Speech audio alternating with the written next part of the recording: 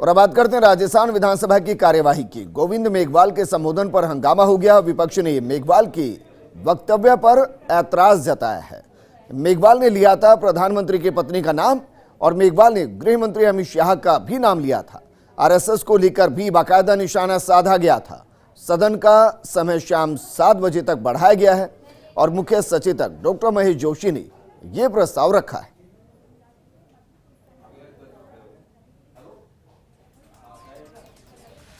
ज्ञानचंद पारग ने कहा कि मंत्री जी का जवाब अपूर्ण है। आसन से निवेदन है कि आधे घंटे की चर्चा इस पर करा दी जाए। स्पीकर सीपी जोशी ने कहा कि जो जवाब दिया गया वो उत्तर अपूर्ण है। अपूर्ण उत्तर नहीं होना चाहिए। जिम्मेदारी है सरकारी महकमों की। मैं इस प्रश्न को स्थगित करता हूं और आधे घंटे की चर्चा की व्यवस्था इस पर देता हूं। पहली बार सदन में घिरे प्रसादी लाल मीणा और स्पीकर ने उत्तर को सही नहीं माना। अजमेर जिले में पटवारी और गिरदावरों की रिक्त पद का दरअसल मामला था। विधायक शंकर सिंह रावत ने राजस्व मंत्री से सवाल पूछा था। नेता प्रतिपक्ष गुलाबचंद कटारिया ने उत्तर को अपरिपूर्ण माना था। स्पीकर सीपी जोशी ने भी मंत्री को टोका और कहा कि सटीक जवाब देना चाहिए। राजस्व मंत्री के स्थान पर भंवर सिंह भाटी ने इसके बाद इसका जवाब दिया। राजस्व मंत्री हरीश चौधरी व्यस्त हैं राहुल गांधी के दौरे में और इसलिए उन्होंने जवाब दिया। और पहला सवाल जो आया था ज्ञानचंद पारेख का, विधानसभा में आया था। औद्योगिक इकाई को प्रदूषित जल उपचार देय हेतु अनुदान से जुड़ा मामला था। उद्योग मंत्री प्रसादी लाल मीणा ने कहा था कि राजस्थान एमएसएमई में सहायता उपलब्ध करवाने का प्रावधान है और मंत्री जी का उत्तर अपूर्ण माना था। डॉक्टर सीपी जोशी ने भी उत्तर को अपूर्ण माना था। आधे घंटे की व्यवस्था अलग से दी गई ताकि जवाब सही तरीके से दिया जाए। आज एक तरीके से कहा जा सकता है कि मंत्री घिरते हुए नजर आए क्योंकि जो सवाल पूछे गए उनका सही जवाब नहीं दिया गया। अक्सर कहा जाता है कि विपक्ष तो असंतुष्ट ही रहता है, लेकिन डॉक्टर सीपी जोशी जी जो कि स्पीकर हैं वो भी उत्तर पर अपनी प्रतिक्रिया देते नजर आए और उन्होंने टोका कि जो सवाल पूछा गया उसका सही सही जवाब दिया जाए। उन्होंने भी जवाब को अपूर्ण माना था और ऐसे में अलग से आधे घंटे की व्यवस्था की गई थी। आज प्रधानमंत्री मोदी की पत्नी पर भी निशाना साधा गया। गृह मंत्री के नाम को लेकर, आरएसएस को लेकर मेरे सहयोगी डॉक्टर ऋतुराज मेरे साथ जुड़ चुके हैं। ऋतुराज, आज किस तरीके से प्रोसीडिंग आगे चली, कार्यवाही आगे चली और क्या कुछ महत्वपूर्ण बिंदु रहे?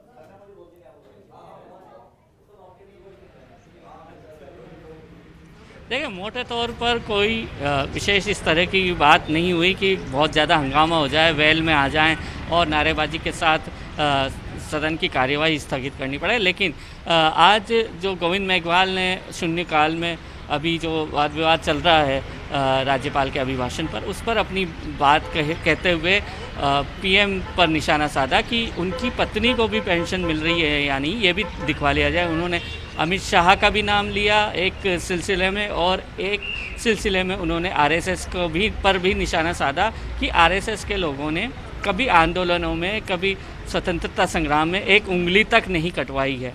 बहरहाल आज देखने को यह मिला कि जो सत्ता पक्ष के सदस्य हैं वे कम नज़र आए और कोरम का मुद्दा उठाया यहाँ पर उपनेता जो प्रतिपक्ष हैं राजेंद्र राठौड़, उन्होंने कि कोरम पूरा नहीं है और 9 सदस्य ही बैठे थे कांग्रेस के।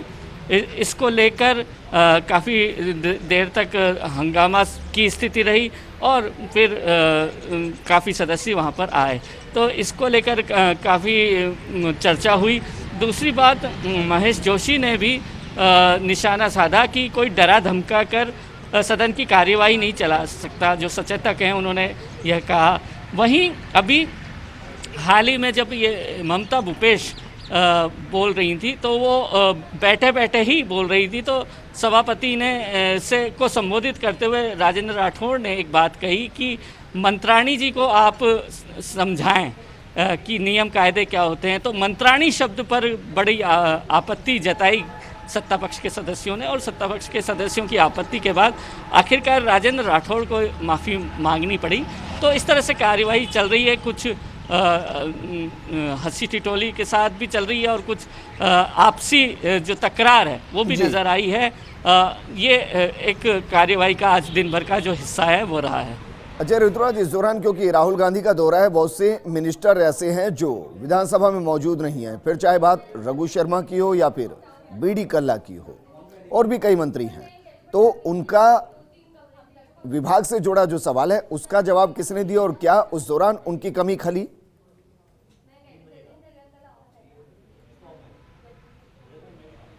देखिए, प्रश्नकाल में ये व्यवस्था दे दी गई थी और हर दिन के अलग अलग मंत्रियों के सवाल होते हैं, उसके हिसाब से आज और राहुल गांधी का जो दौरा था, राहुल गांधी के दौरे में कुछ चुनिंदा जो प्रभारी वाले जो मंत्री हैं उन्हीं को भेजा गया था और सारे मंत्री नहीं थे। और काफ़ी मंत्री यहाँ पर रहे भी थे, जैसे ममता भूपेश किस कार्यक्रम में गई थी वो वापस लौट कर आई।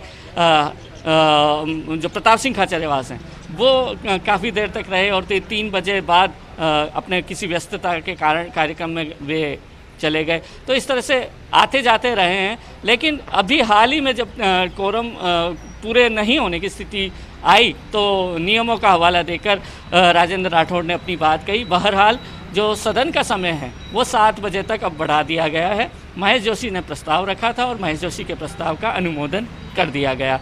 तो आज जो राज्यपाल अभिभाषण पर ही अपनी बात कही जाएगी, सत्ता पक्ष के सदस्यों द्वारा की जाएगी और विपक्ष के सदस्यों द्वारा कही जाएगी। अभी अभिनेश महर्षि अपनी बात कह रहे थे तो उन्होंने अपराध के मुद्दे पर भी घेरने की कोशिश की।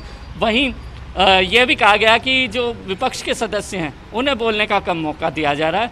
तो इसको लेकर भी जब टीका टिप्पणियों का दौर चला तो महेश जोशी ने अपनी बात कही कि ऐसी बात नहीं है कि विपक्ष को मौका नहीं दिया जा रहा। विपक्ष को जब जितना समय बोलने का निर्धारित है उससे ज़्यादा विपक्ष के सदस्य बोल रहे हैं। तो ये तमाम बातें चल रही हैं फ्लोर पर। और जो पहले टिप्पणी हुई थी प्रधानमंत्री की पत्नी के खिलाफ, तो प्रधानमंत्री की पत्नी का नाम कार्यवाही से हटा दिया गया। अच्छा ऋतुराज, इस दौरान अमित शाह को लेकर भी टिप्पणी हुई, आरएसएस को लेकर भी टिप्पणी हुई, वो किसने की और उस पर कैसे विवाद हुआ?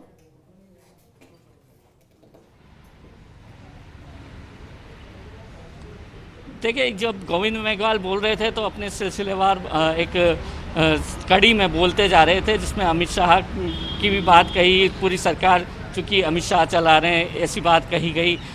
यह भी कहा गया कि जो पेंशन है वो प्रधानमंत्री की पत्नी प्राप्त कर रही हैं या नहीं कर रही, ये भी दिखवा लिया जाए।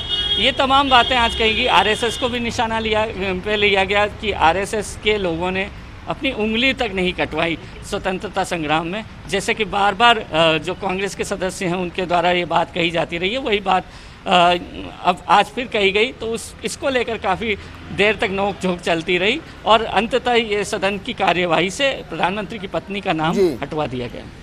जी बिल्कुल ऋतुराज, शुक्रिया तमाम जानकारी हमारे साथ साझा करने के लिए। तो विधानसभा के प्रोसीडिंग के बारे में हम आपको बता रहे थे कि किस तरीके से मुद्दे उठे और विवाद भी होता हुआ नजर आए।